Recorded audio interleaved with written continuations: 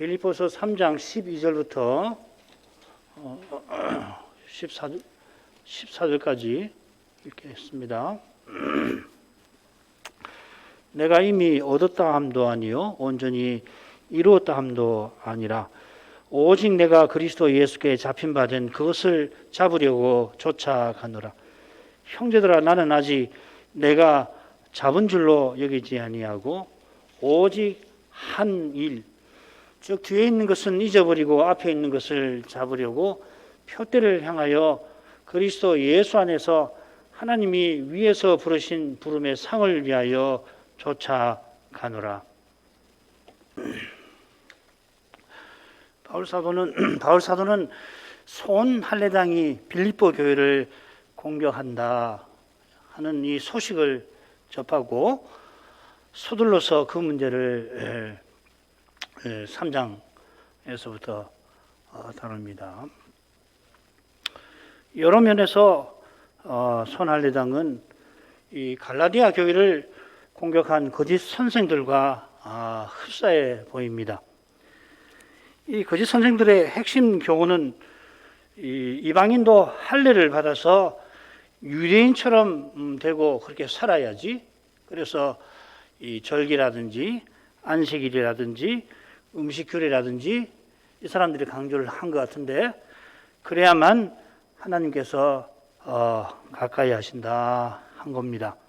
그런데 이건 주장이고 속셈은 뭔가 하면은 그리스도의 십자가로 말미암아 핍박을 면하려 하는 거고 고난을 받지 않으려고 하는 거고, 그건 돌려서 말하면은 결국은 헛된 영광을, 육체를 자랑하는 자기 영광을 추구하는 것이었습니다.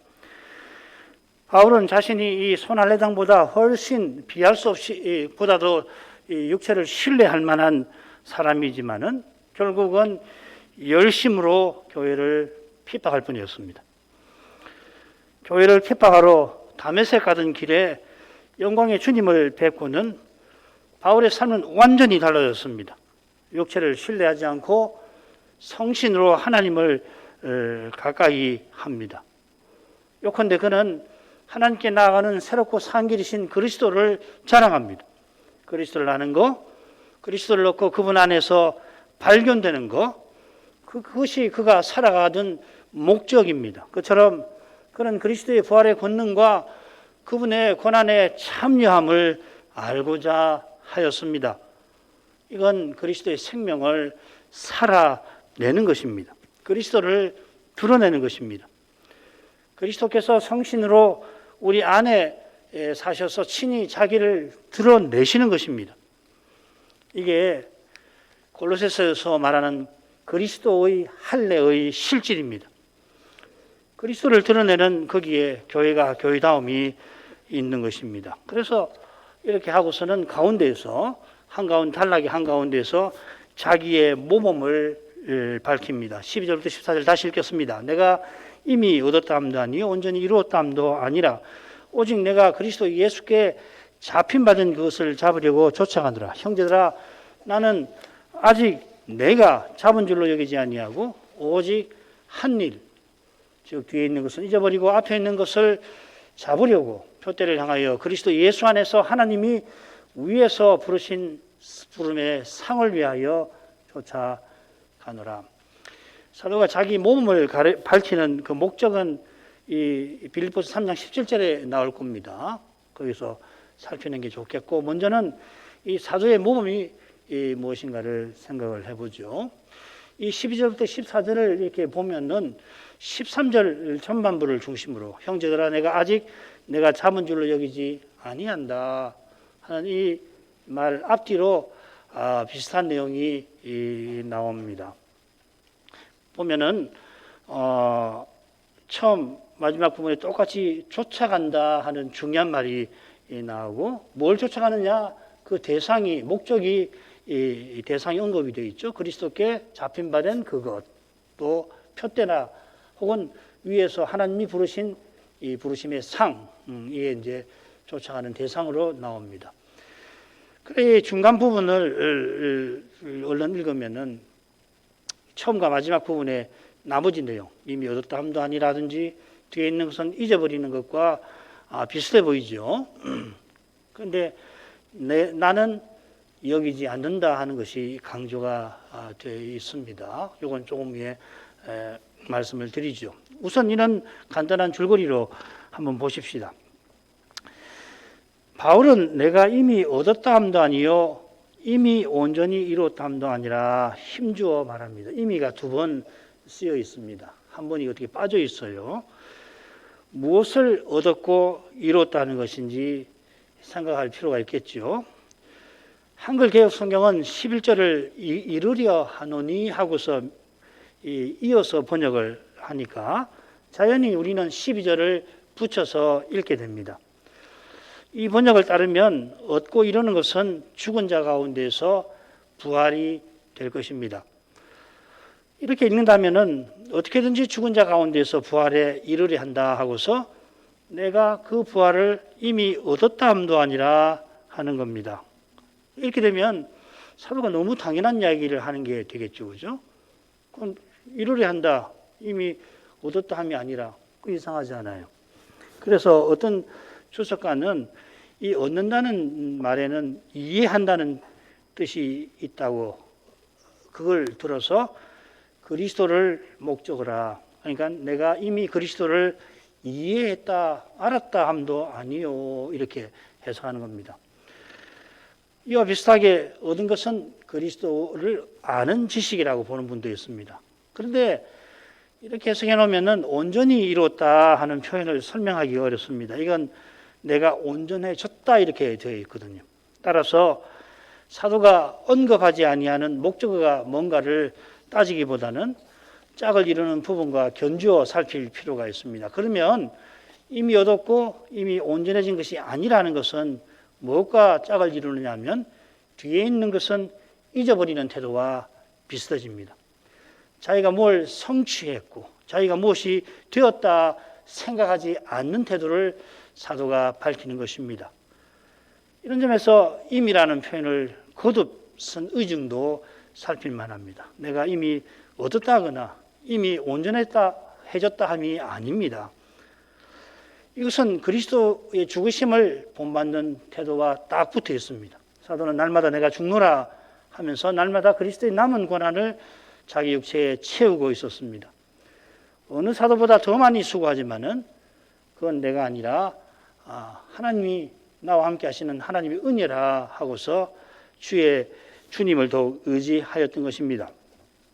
이런 태도로서 사도가 쫓아갑니다. 그런데 이 쫓아간다는 표현이 6절에 교회를 핍박하고와 똑같은단 말입니다. 전에 교회를 없이 하려고 다메섹으로 쫓아갔던 그가 이제 교회를 저 복된 목표에 이르게 하려고 쫓아갑니다.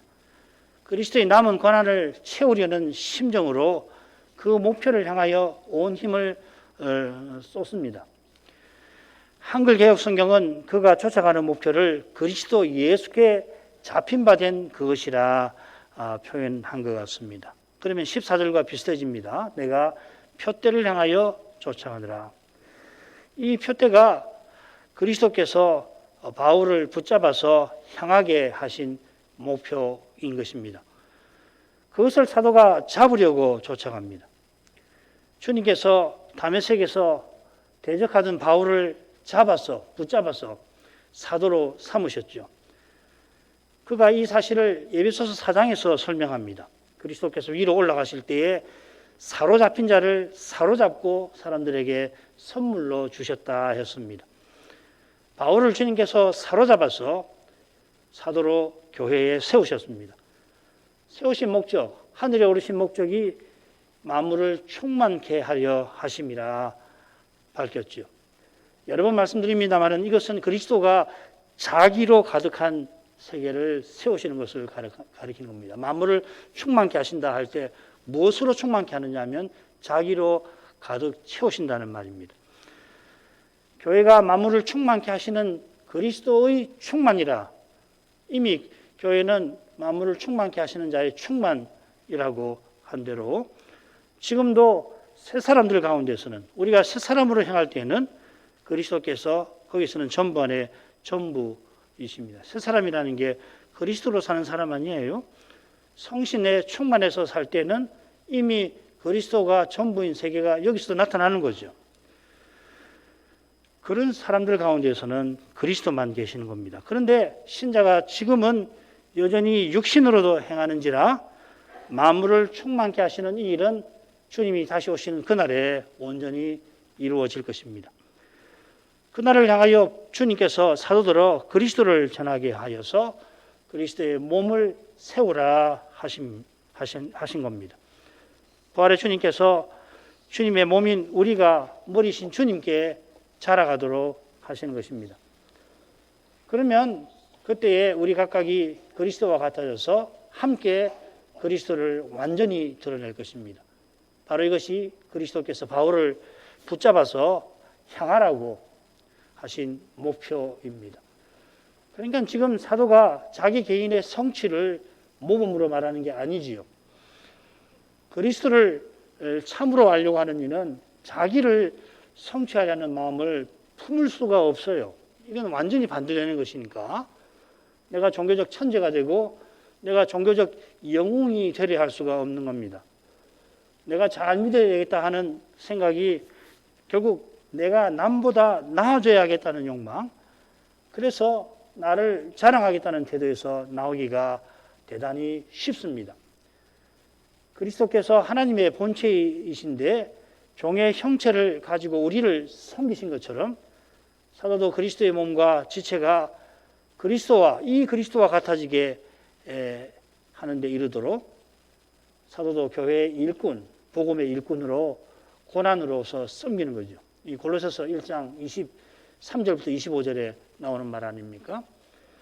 교회가 그리스도와 같아지는 그것을 얼마나 이 사도가 바랐으면은 그리스도의 남은 고난을 자기 육체에 다 채워보려고 했던 것입니다.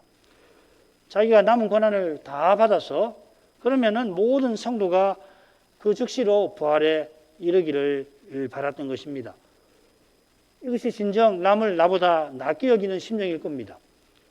이런 심정으로 사도는 주님이 보이신 목표를 향하여 쫓아가고 있습니다.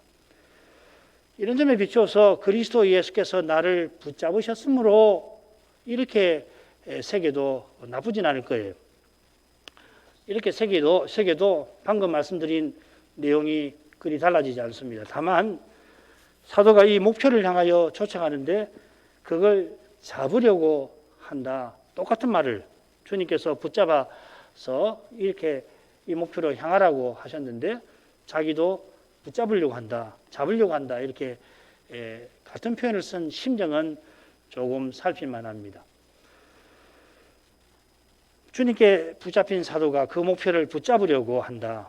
굳이 똑같은 표현을 사용했습니다. 여기 자기가 틀림없이 그 목표에 도달할 거라고 하는 기대가 묻어납니다. 주님께서 도달하게 하실 것이라는 소망이 그의 마음에 생생한 것입니다. 이런 소망에 이끌려서 사도는 형제들아 나는 아직 내가 잡은 줄로 여기지 아니한다고 밝힙니다. 이 13절 처음 어떻게 말하느냐면 나로서는 바로 나 자신을 이런 식으로 자기를 강조를 하고 있습니다. 자기를 강조한다는 것은 우선 자기와 다른 사람들의 그렇던 태도를 겨냥해서 쓴 것 같아요. 자기와 다른 사람들은 물론 빌립보 교회를 공격하는 거짓 선생들이겠죠. 이 거짓 선생들은 어쩌면은 부활이 이미 지나갔다고 주장하는 사람일 수도 있습니다. 이 디모데 후서나 디모데 전서에 이 후메네오라는 사람이 나오는데요. 이는 거짓 선생들의 방탕한 삶, 빌립보서 3장 20절이죠. 삶과도 무관하지 않습니다. 이 부활이 지나갔다고 주장하는 사람들이 말로는 이 금욕적인 삶을 살라고 가르치지만은 실은 정반대의 삶을 살았습니다. 금욕적인 태도는 결국 욕망의 종이 되기 쉬운 겁니다. 금욕한다고 해서 죄가 사라지지 않고 죄를 이길 수가 없는 거예요. 우리 안에 거하는 죄는 우리가 미워하는 그것을 하게 만듭니다. 얼마나 이게 강력하면은 죄의 법이라는 말을 쓰지 않아요. 그 법이라는 말을 그 능력이라고도 표현할 수 있는데 그렇게 안 할 수가 없다는 뜻으로도 이 법을 해석할 수가 있겠죠. 오죽하면 죄의 법이라는 말, 내 속에 거하는 죄니라 죄의 법 아래로 나를 잡아온다. 사로잡아오는 것을 내가 본다. 바울도 피할 수가 없는 거예요. 그러니 우리 평범한 신자들은 당연하죠. 금욕을 한다고 해서 내가 욕망에 걸려서 죄를 지었구나. 그래 내가 이 욕망을 어떻게든지 억제해야지. 그렇게 해서 죄를 이기지를 못하는 거예요. 우리 안에 죄가 거한다는 것을 알고 인생이 얼마나 근본적으로 연약한 존재인가를 얼마나 그리스도가 나에게 절실한 분인가 매 순간 그리스도의 공여가 내게 절실하다는 것을 깨닫지 않고서는 죄를 이길 수 있는 길이 없어요. 이걸 깨닫지 못하면 결국은 자기 힘으로 죄를 이겨보려고 하고 그게 이제 속임이거든요. 큰 착각에 빠지는 거죠. 그걸 자꾸 깨닫는 것이에요. 요컨대 사도가 지금 거짓 선생들과 자기가 전혀 다른 태도를 취하고 있다는 것을 강조합니다. 그 의도는 알겠죠. 빌립보 교회에게 뭘 가르치는지 알 수가 있겠습니다. 그 다음은 넘어가죠. 사도는 날마다 자기를 부인하며 한 일, 즉 하나의 일에 마음을 기울입니다. 우리말 번역을 보면 한 일, 즉 뒤에 있는 것을 이렇게 대바람에 이어읽으면은 이미 행한 일, 곧 뒤에 있는 일이라고 그렇게 생각하기가 쉽게 되어 있습니다. 그게 아니고 오직 한 가지 일이라는 겁니다. 그래서 여러 영역본을 보면은 내가 오직 한 가지 일을 하고 있다. 이렇게 없는 동사를 넣어서 번역하기도 합니다만은 원문은 아주 간명합니다. 오직 하나 이렇게 되어 있습니다. 뭐 한 일, 뭐 이렇게 일이라고 되어 있지 않고 오직 하나 이렇게 되어 있습니다. 마치 이 사도가 벽에다가 표를 써서 오직 하나 하고 표를 써놓고서 그걸 늘 바라보았을 것 같은 상상을 하게 할 만큼 이 표현은 강렬합니다. 사도가 말하는 이 오직 한 일은 뭔가, 한 가지 일은 뭔가, 결국 표대를 향하여 쫓아가는 그것입니다. 사도는 먼저 표대를 향하여 나아가는 자신의 태도를 먼저 둘로 표현하죠. 그 태도가 바로 뒤에 있는 것은 잊어버리고 반대로 앞에 있는 것은 잡으려는 것입니다. 이 태도가 정확하게 무엇인지 알려면은 앞에 있는 것을 잡는다라고 하는 것이 어떤 것인지를 살펴야 할 겁니다. 이 잡는다는 표현은 앞에 붙잡는다는 말하고 다릅니다. 보통 손을 내민다든지, 그래서 손을 내밀어서 뭘 가리킨다든지, 그래서 손을 내밀어서 댄다든지, 이 두 가지 의미가 있어요. 성경의 용례를 보면 두 가지로 나옵니다. 손을 내밀어서 갖다 댄다, 혹은 손을 내밀어서 가리킨다 하는 것입니다. 그런데 여기서는 손이 아니라 자기 자신이죠. 자기 자신을 앞으로 내던져서 앞에 있는 것에 닿으려고 하는 모습입니다. 온 마음을 다해서 앞에 있는 것에 다가가려고 하는 것입니다. 그러려고 뒤에 있는 것은 잊어버립니다. 뒤에 있는 것을 의식하게 되면은 의식하는 시간만큼 다가가지 못할 겁니다. 사실 뒤에 있는 것에 빼앗긴 마음을 돌이키는데 얼마나 많은 시간이 걸릴지 아무도 모르는 것이죠. 요컨대 사도는 자기가 사도로서 이런 업적의 마음을 빼앗기지 않고 사도로 부름받은 그 소임을 이루려고 마음을 쏟습니다. 내가 모든 사도보다 더 많이 수고하였지만 내가 아니요 오직 나와 함께 하신 하나님의 은혜로라 하면서 계속 수고하려 하는 것입니다. 사도가 그리스도를 드러내려 하는 겁니다. 그리스도를 온 천하에 전해서 그리스도의 몸을 세우려 합니다.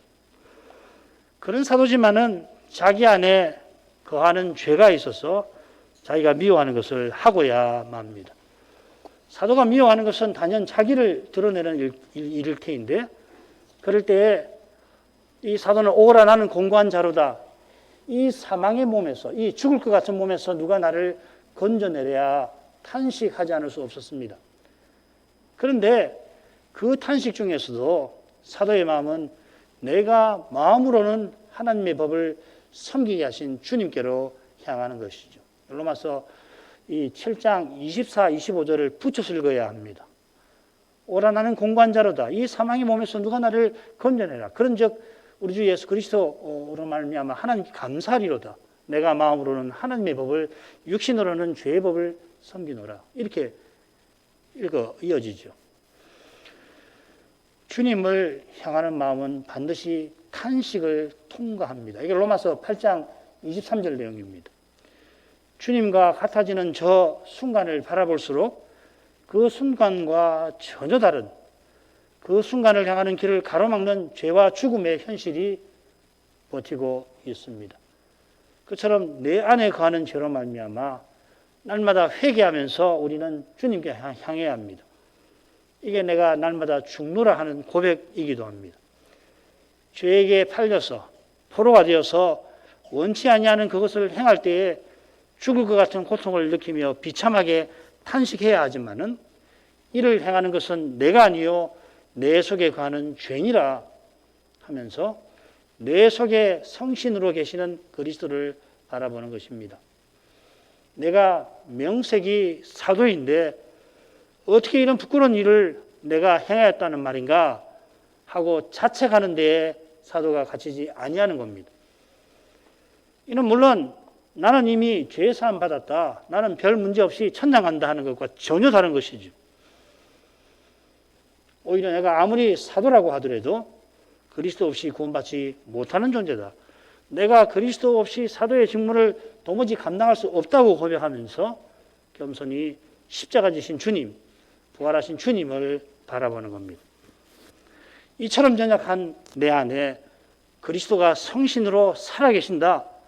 그래, 이 성신을 내가 의지할 때에 그리스도는 못난 나를 통해서 친히 자기를 틀림없이 드러내신다 고백하는 것입니다. 내 속에 거하는 이 죄, 사도가 내 속에 있는 죄라고 하지 않았어요. 이 거한다고 그랬습니다. 이게 굉장히 강렬한 표현입니다.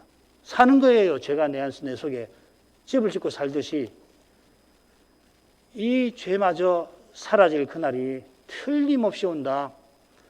그날에는 내가 그리스도만 온전히 드러내게 하실 것이다. 바라보는 것이겠죠.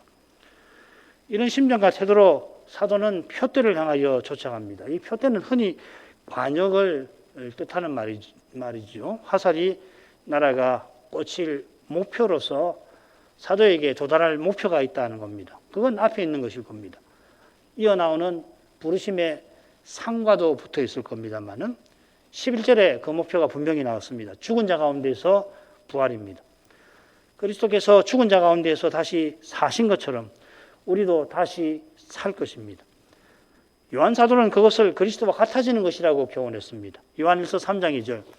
그가 나타내심이 되면 우리가 그와 같을 줄을 아는 것은 그의 계신 그대로 볼 것을 인함이니.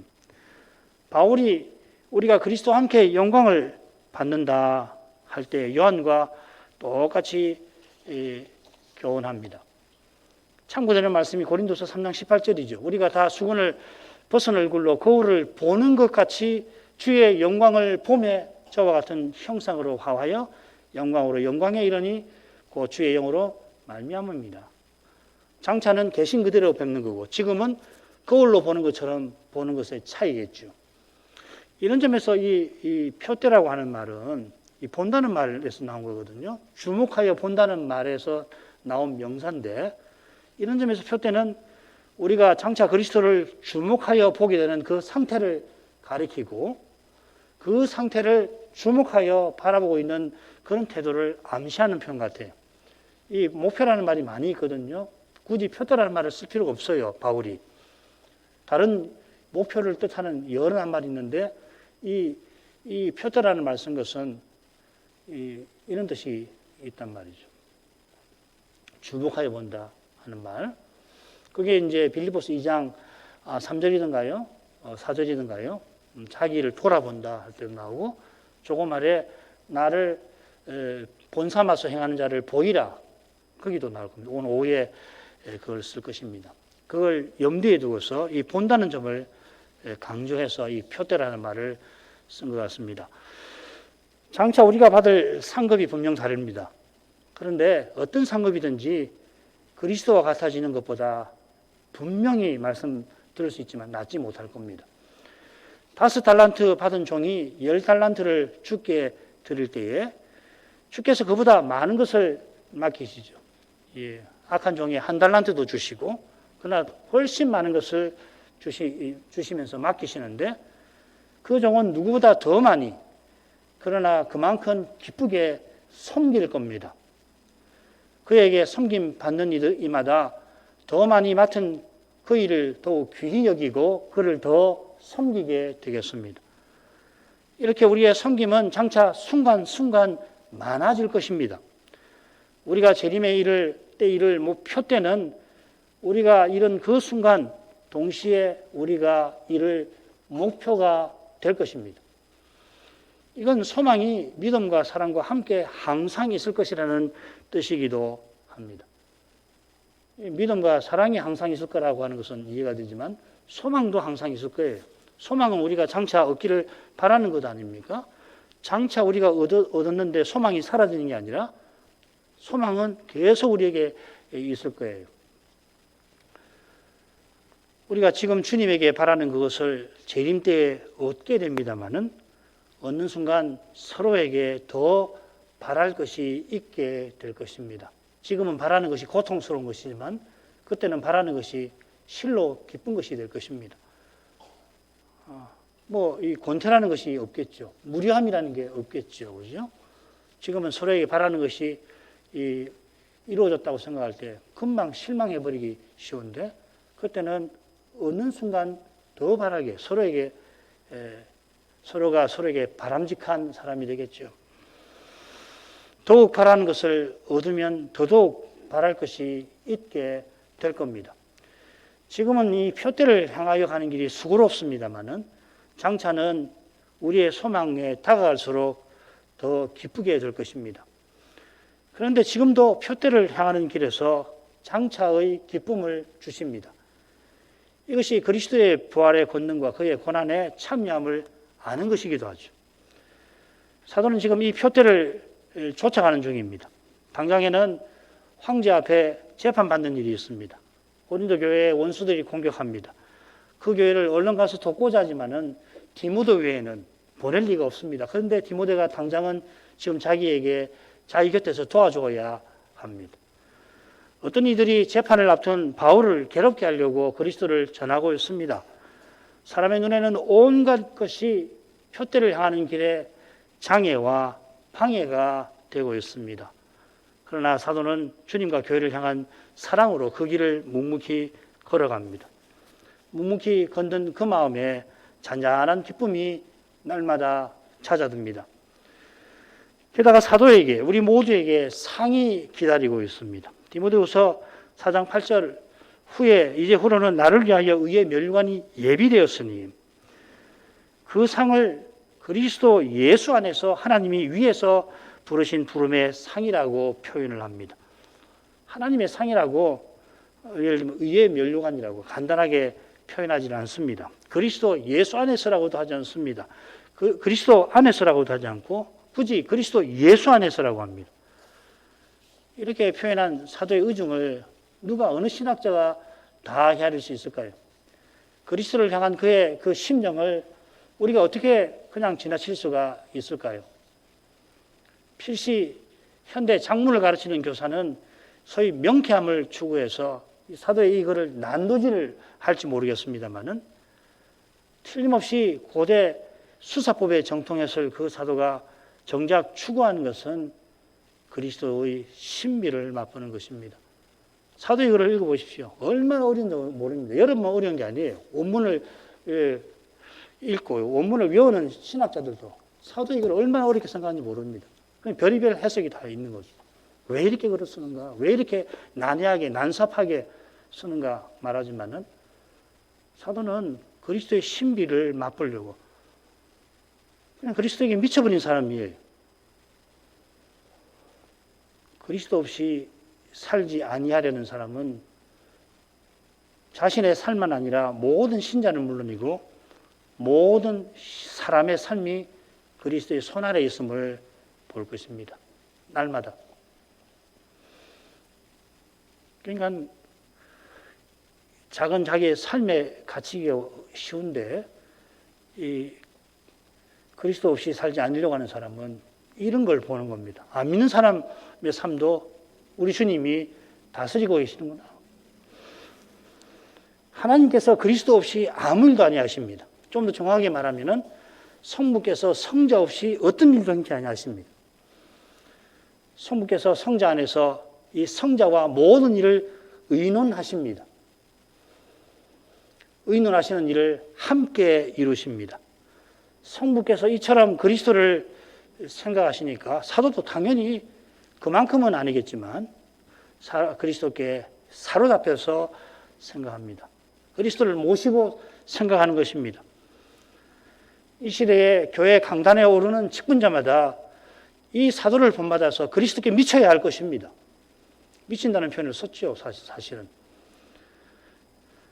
하나님의 부르심을 위에서 부르신 것이라고 번역해 놨는데, 여러분 갖고 있는 성경 각 간주에 보시면, 각주에 보시면 위로라고 되어 있죠, 그죠? 위로가 나을지 모르겠습니다. 결국은 위로 부르시는 거죠. 거기서 살아라 하는 게 아니라 나에게 오라 하는 것이 아닙니까? 하나님이 우리를 하나님께로 부르시는 것입니다. 이게 소명의 핵심이죠. 하나님께서 부르신 그 길을 사도는 그리스도께서 아버지 우편에 앉아 계신 곳이라고 고린도서 3장에서 말합니다. 이 하늘에 우리의 시민권이 있다 했죠. 이건 다음 시간에 생각할 겁니다.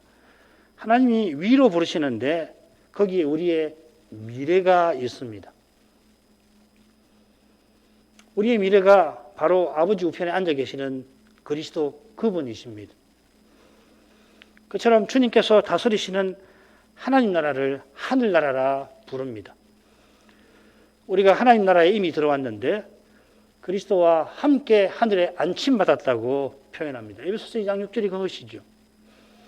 우리의 머리이신 주님께서 하늘에 앉아 계시니 그분의 몸인 우리도 주님과 함께 앉게 하신 것입니다. 히브리서자는 우리가 이런 곳이 시온산과 하늘의 예루살렘이라 하였습니다. 우리가 여전히 땅에 발을 디디고 있습니다마는 그리스도 여기신 성신 안에서 오늘도 하늘 예배에 참여합니다. 우리 찬송이 다 그런 찬송 아닙니까?